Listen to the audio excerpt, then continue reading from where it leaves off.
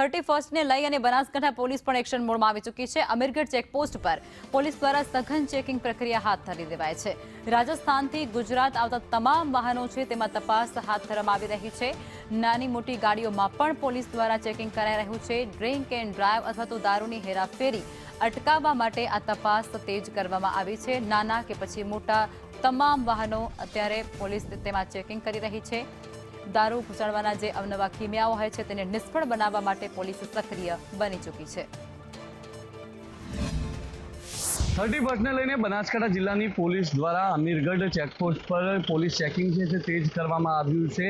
રાજસ્થાનથી ગુજરાતમાં પ્રવેશતા તમામ વાહનોનું અત્યારે પોલીસ દ્વારા સઘન ચેકિંગ છે તે કરવામાં આવી રહ્યું છે।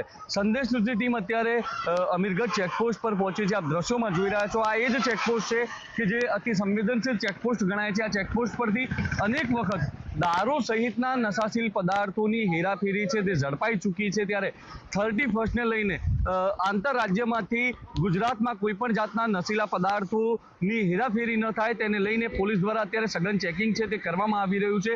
આ દ્રશ્યોમાં જોઈ રહ્યા છો, રાજસ્થાનમાંથી જે વાહનો ગુજરાતમાં પ્રવેશી રહ્યા છે તે તમામ વાહનોને ઊભા રાખીને પોલીસ દ્વારા ચેકિંગ કરવામાં આવી રહ્યું છે। વાહનોની અંદર કોઈ નશીલા પદાર્થોની હેરાફેરી નથી થતી ને તેને લઈને પોલીસ દ્વારા અત્યારે સઘન ચેકિંગ છે તે અમીરગઢ ચેકપોસ્ટ પર જોવા મળી રહ્યું છે। ધવલ જોશી, સંદેશ ન્યૂઝ, અમીરગઢ।